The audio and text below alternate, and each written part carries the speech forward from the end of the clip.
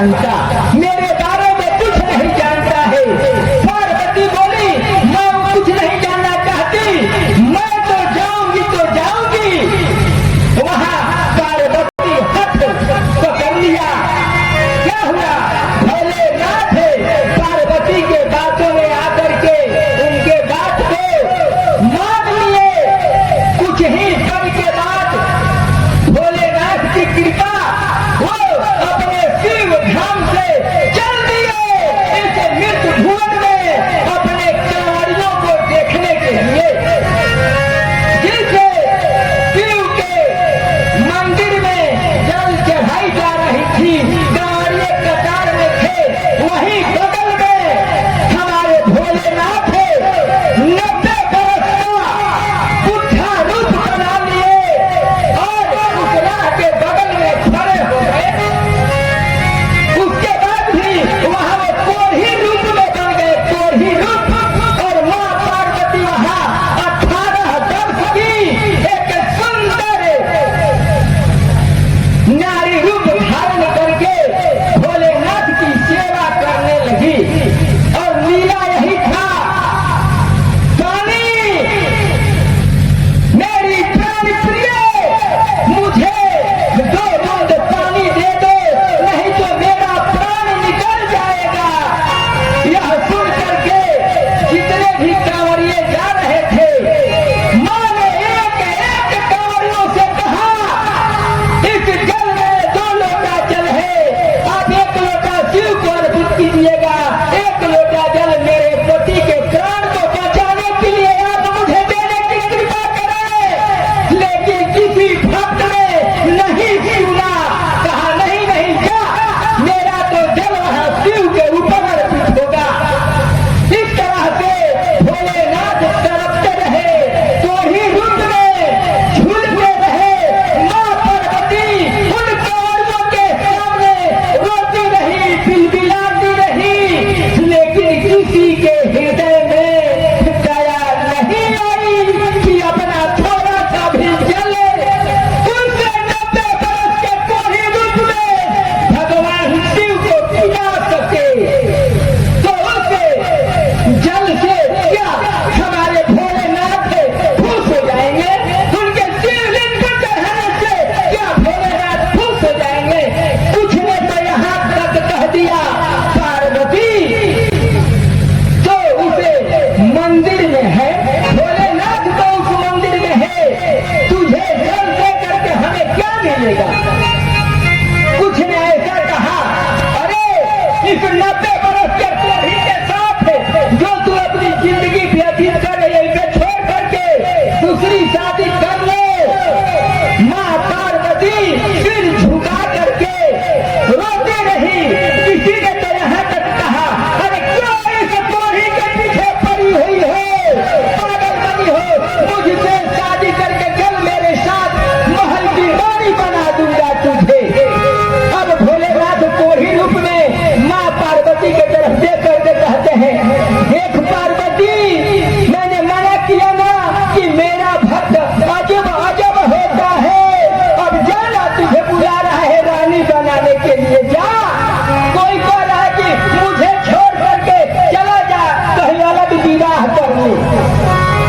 तो मेरे शिव भक्तों, आप चिंतन करें, मनन करें उस कांवरियों के द्वारा उस जल को चढ़ाने से क्या वास्तव में भोले बाबा प्रकट हो सकते हैं? कभी नहीं। कहा जाता है जो भरा नहीं भावों से, जिसमें बहती रसधार नहीं, वह नर नहीं नर पशु है, जिसके अंदर भक्ति का प्यार नहीं। यह चिंतन का विषय है, भक्ति आनंद का विषय तो है, परमानंद